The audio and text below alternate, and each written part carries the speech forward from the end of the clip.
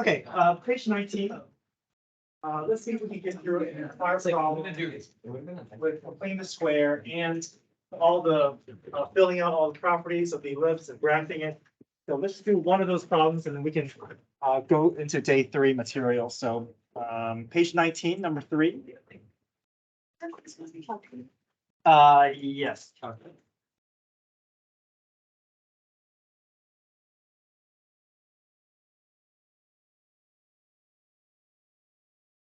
Okay, so just to kind of recap the steps for completing the square, you're going to group the x together, group the y's together, and then the constant is going to go on the other side of the equation.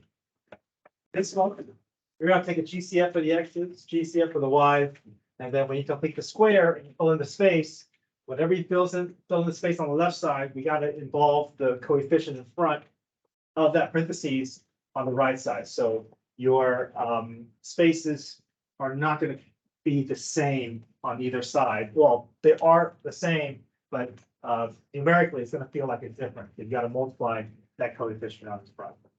And then once you do that, then you're going to get a constant on the right side, but you want a 1 to show up on the right side. They're good on the right side of the final equation. I know it's showing 1 right now, but after you move that 99, it's not going to be a 1 anymore. But once you get everything cleaned up, you divide everything by that right side to force that right side into a 1. And then you should be able to have standard form. From standard form, you can pull out the center, the A and the B value, and then use your equation to find the C value, decide whether you're dealing with a horizontal or vertical major axis, and then you can start plotting all your points and identifying all the locations of all the characters, of all the values that you needed. Okay, so go ahead and start, and I will follow up with the steps.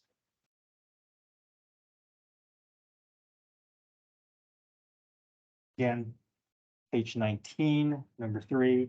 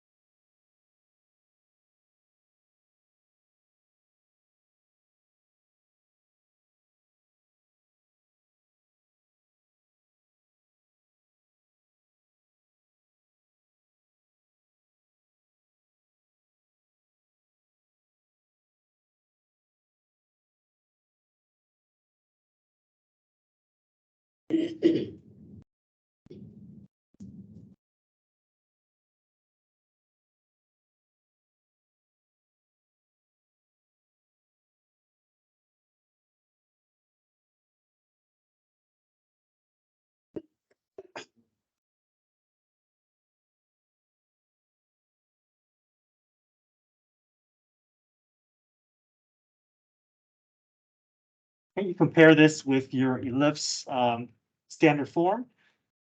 So the left side looks a little bit like a circle, x minus a squared plus 1 minus k squared, but we need that 1 to show up on the right side. So here to force a 1, we're going to divide everything by 72.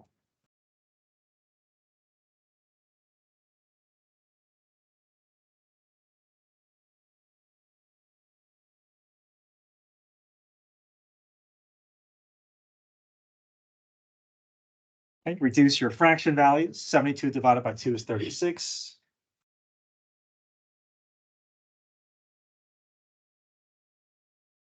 72 divided by 18 is 4.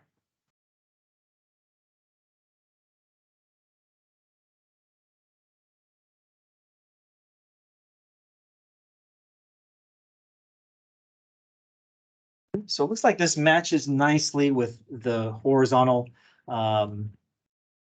version of the ellipse because the larger value is under the x. So the larger value is always going to dictate how your ellipse is going to form.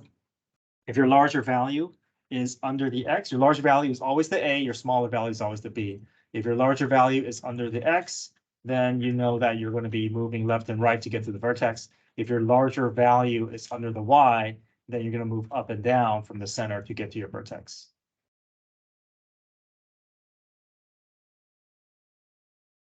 It's like the opposite. What do you mean the Like- opposite? Like, on the other ones, the y made it go side to side, and x and it went up and.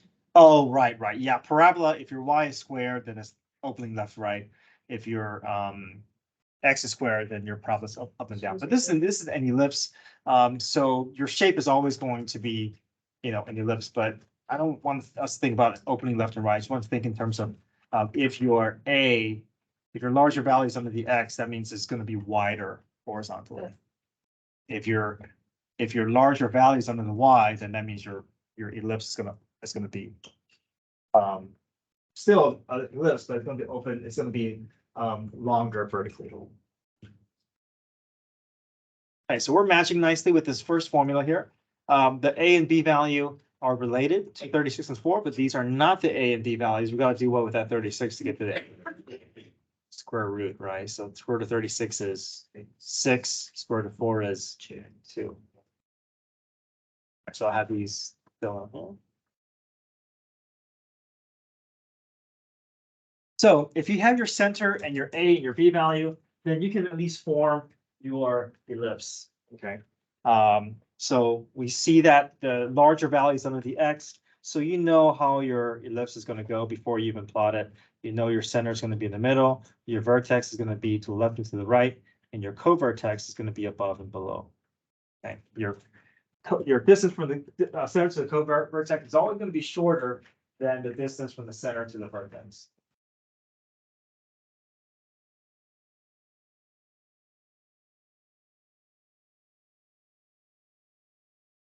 We're going to move left and right to get to our vertex, a distance away. And again, we know we're moving left and right because the 36 is under the x.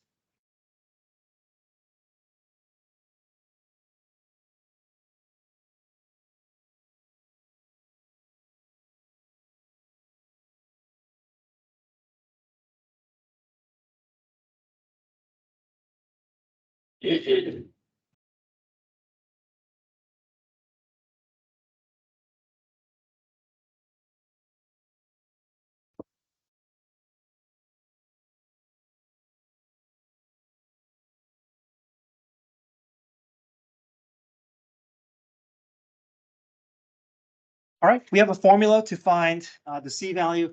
The C value will help us get to our focus. We have 2 of them, so we call them foci. That's plural for focus. And the formula for ellipse looks kind of like your Pythagorean theorem, but instead of a squared plus b squared equals c squared, is a squared minus b squared equals c squared.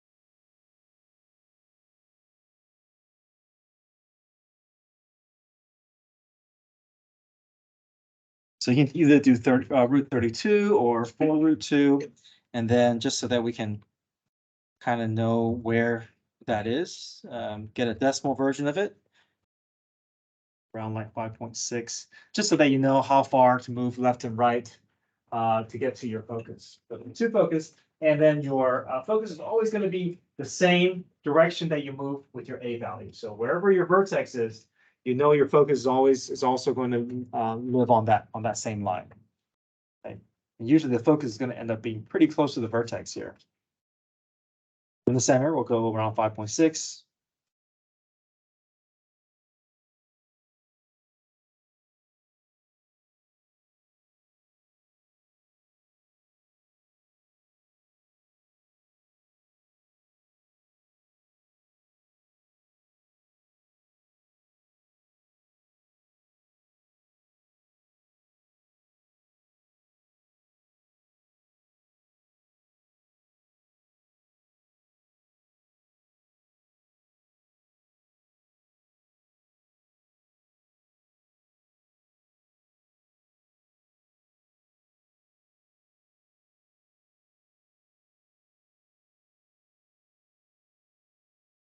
Now your focus, you're moving left and right. So what you can do is you just take your center. And then to indicate plus or minus 5.65, 5.6, you can just add on or tack on that 4√2 and do a plus or minus. But that's just to indicate that I move to the left and I move to the right 5.6 units from my center, but I kept my Y value the same. Okay. Eccentricity tells you how oval your shape is. So the closer your value is to 0, the closer it is to a circle, the closer it is to 1, the flatter and the wider your ellipse is going to be. So the formula is C over A. It's also shown on the formula here.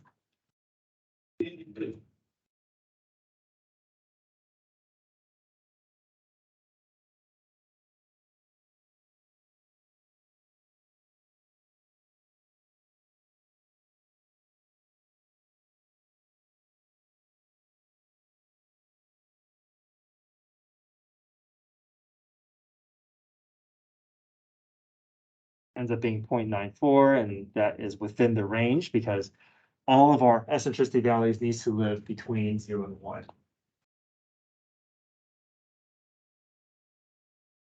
Okay, so this kind of covers everything that I want to cover for day 1 and day 2. Day 1, we did all the day 1 material is just taking ellipse in standard form and finding the A, B, and C values and understanding how they help us get to the important points on an ellipse. Okay. And then also understanding, looking at the standard form, whether you have a horizontal or a vertical major axis. So if your larger number is under the X, it's going to be a horizontal major axis. Your ellipse will be longer along the horizontal. But if your larger number is under the Y value, then your ellipse is going to be longer along the vertical. Okay. All right. Any questions? And then day 2 is really just taking general form, getting into standard form using complete and square, and then from there it's all very similar. Okay. All right, so let's look at day 3 today. We're going a day ahead so that we can start hyperbolas Monday, finish hyperbolas Tuesday, do quiz review Wednesday, and then Thursday, Friday, you can choose which day to take the quiz. I'll have both days being quiet in here. So if we take the quiz Friday, that's great. Then you can use Thursday to either review or you can do something else. And then if you're taking quiz Thursday, then that usually means you would like to, you're not going to be here Friday for some reason, or you want to space out your assessments across different classes. All right, so let's go to page 20. It says, write the equation of the ellipse in standard form that meets each set of conditions. Calculate A, B, and C. Graph then list the coordinates of the center, foci, vertices, and co-vertices. Okay. So they're going to provide you everything, all these descriptions, and we're just trying to first figure out, what do we have enough clues to narrow down between is it horizontal or is it vertical? And once you do that, then we can start putting all the pieces in place. Okay, so it says the center is -3, -1, so that's a good start. We know what that means. That's your HK. Right? And the length of your semi-major axis is 7 units. Okay, so let me talk about what that means here. Your major axis is going to be from end to end. So if they tell you a semi-major axis, that means how much of the axis are they talking about? They're talking about half, right? So basically, when they tell you semi, they're basically telling you either the A or the B value. Okay, so here it says the semi-major axis. So guess what this is referring to, the A or the B value? The A value. The A value, because your major axis is always longer, and your A value is always going to get you along that longer major axis. Okay, and it says the length of the semi-minor axis is 5 units. That means that's 5 is really the what value? The B value. Okay. Now let me throw this to you here. What if I told you that the major axis is 8? If your major axis is 8, that means your A value is going to be what? Not 8, but no, not square root of 8. 4. Yeah, 4. So Oh. yeah, so it depends, right? If they tell you semi-major axis, they're only telling the distance from the center to the vertex, which is the A value. But if they tell you the major axis is 8, that means I got to divide by 2 to get to that A value. Does that make sense? Okay, so just the wording, I want to make sure that we understand that, but we'll see that a lot more. Okay, so semi-major axis is 7 units. We can keep that, that's our A value. Semi-minor axis is 5 units, so they're telling you your B value, there's no need to divide by 2 or anything like that. So how do we know which equation is it?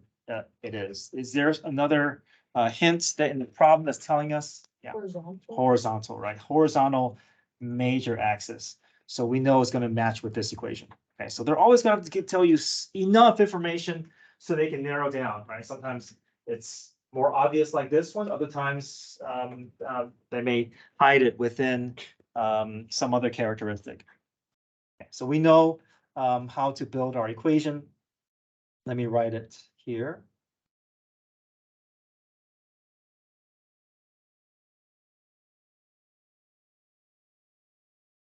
We know we're going to put our A squared under the X. We're going to put our B squared under the Y.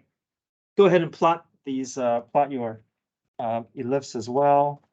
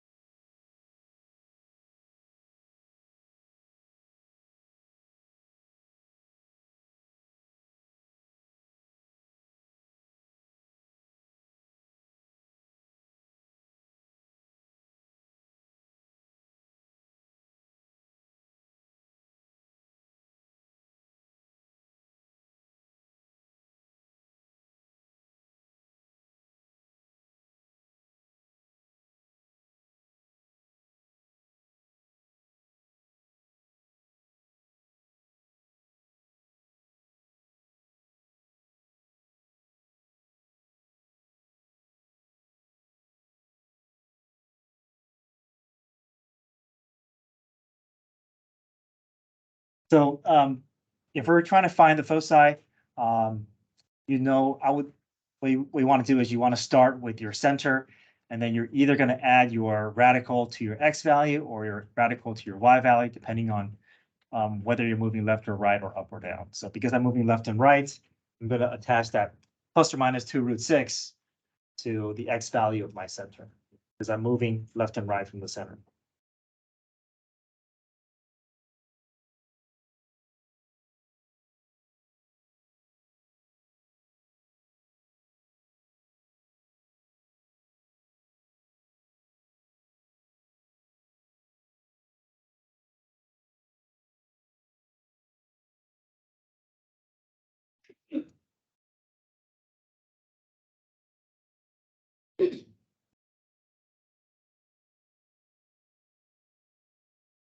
Okay, once we're at standard form, how do you guys feel about getting all this information? Are you comfortable getting the vertices, co-vertices, foci, eccentricity?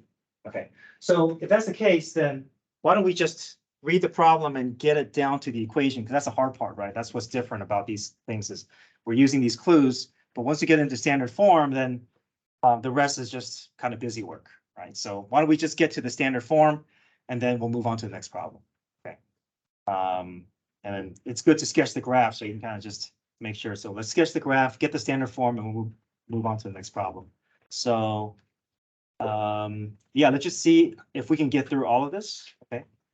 Because we can kind of just save time by not doing, or we're saving this for later if we want that extra practice. But right now it's just, can we use the information in the problem to get enough to build our standard form? Okay. All right, so let's start off with this here. Foci are at -2, 0, and 2, 0.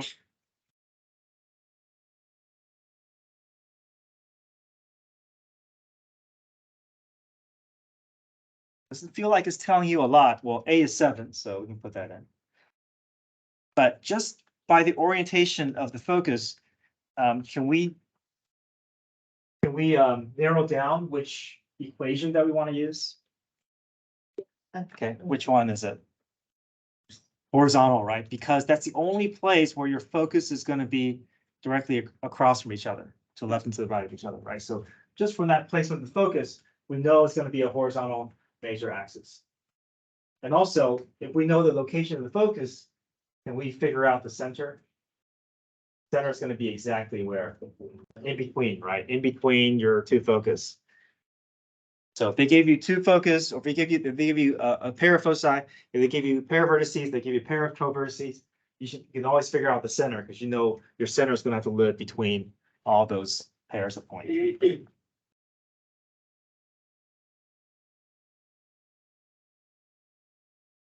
That was my center. 0, 0.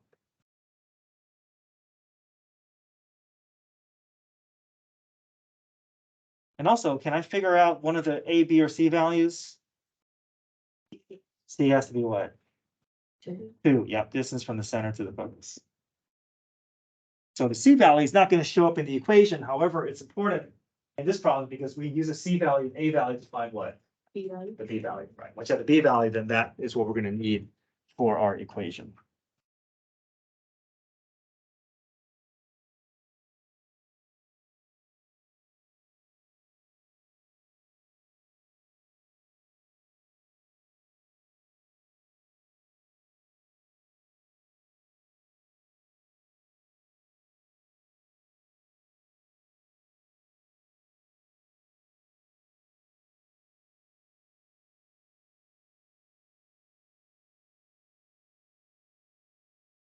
Sorry, 49 minus B squared.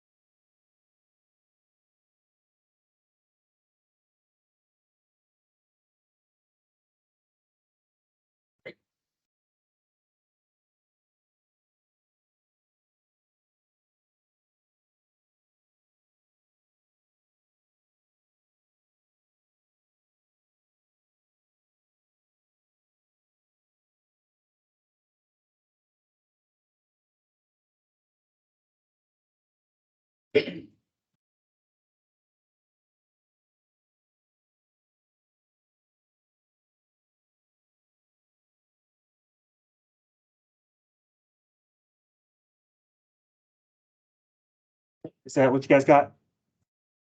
X squared over 49 plus y squared over 45 equals 1.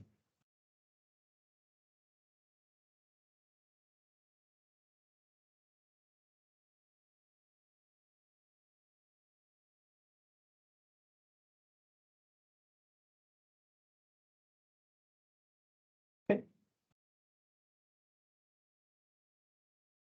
Go down and number 1, yeah. I just wrote this x squared over 40. That's right, yeah. I don't need that 0 if you want to drop it. Number 1 says length of the semi-major axis is twice the length of the horizontal semi-minor axis. Right, so now they're giving them more obscure in the way they're describing it. Okay. The center is at the origin. Okay, so that's our.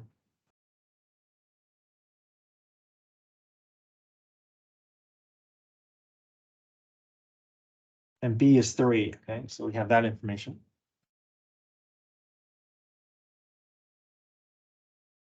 All right, can we narrow this down here? Is this going to be a vertical or horizontal major axis? Vertical. Well, we do see the word horizontal, but horizontal is describing what? The minor axis. So if it's a horizontal minor axis, that means it's a vertical major axis, right? They're always going to be opposites of each other. Right? So we know it's going to be a vertical.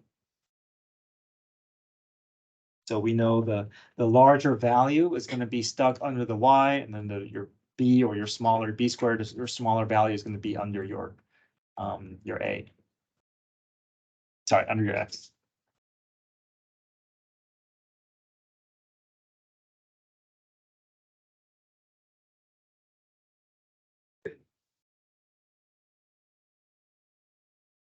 Okay, so the length of the semi-major axis is twice the length of the horizontal minor axis. So what's our horizontal minor axis length? Semi. So that's 12. half.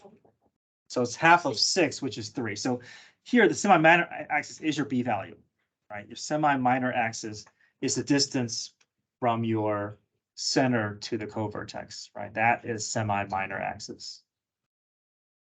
So if my b value is 3, what's my semi-major axis? What's the a value going to be? 6, twice the length of my semi-minor. Okay, so. Okay, let's practice getting the c value, but then we can just write the standard form and then just move on.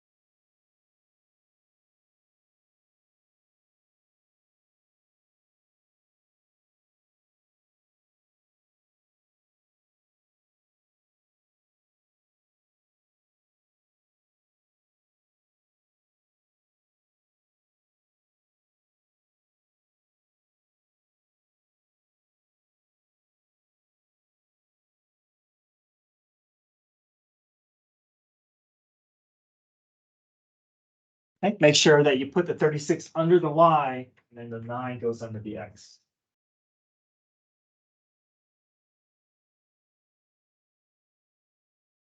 Yeah. Do you have to do like the -0 thing? No, you don't. You can drop the 0 and just say x squared over 9 plus what? Sorry, I put a should have 0 here. You can do x squared over 9 plus y squared over 36. Yeah. Okay, number 2. Also, wouldn't it not be y squared? Like, do you not do y squared first if it's up and down? Well, you could. It's just- Yeah, the order is not that important. I'm just always going to put the x first. And then I'm just gonna, yeah, and then I'll just put a larger number under the x or the y.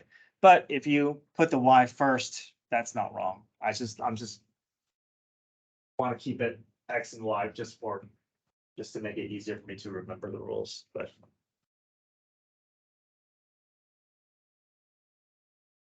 Now, having said that, hyperbola, the order is going to matter, okay?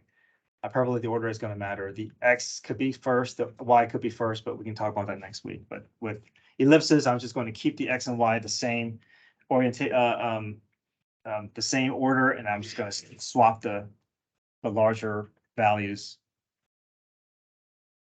for vertical versus horizontal.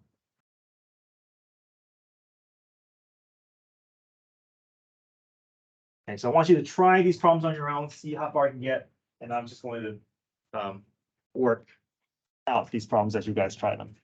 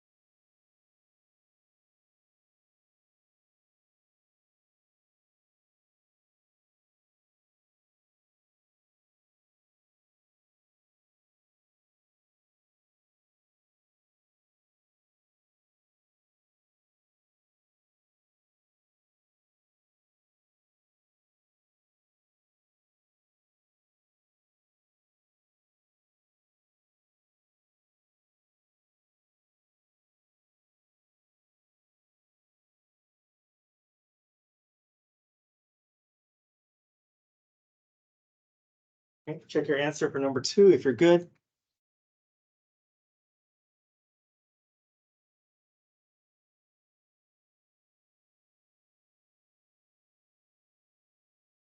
Okay, let's see if we can get through 2 more here. Number 3 and 4, and then we can say 5 and 6 for the beginning of class on Monday, and we can also start hyperbola. So let's just see if we can get through 3 and 4.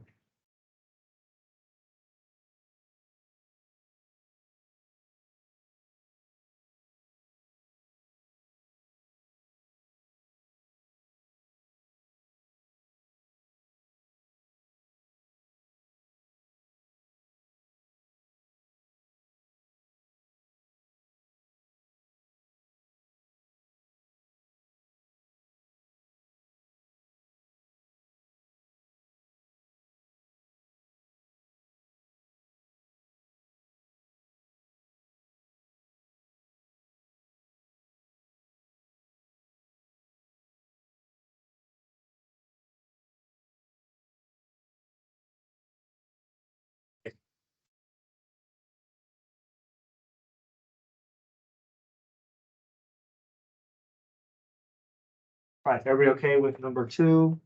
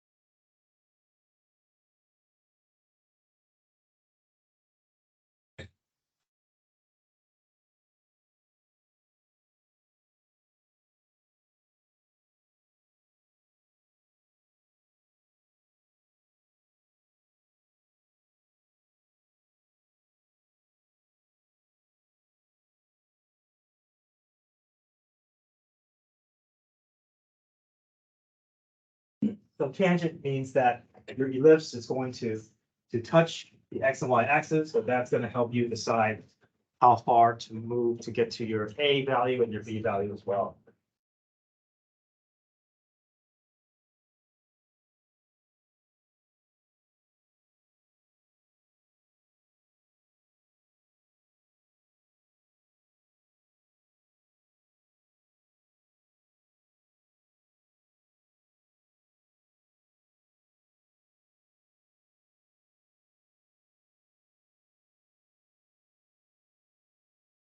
Okay, so we'll finish up with ellipses on Monday. We'll do 5 and 6 to begin class on Monday, and we'll start hyperbola notes on Monday after we get through 5 and 6. Okay, come get your phones.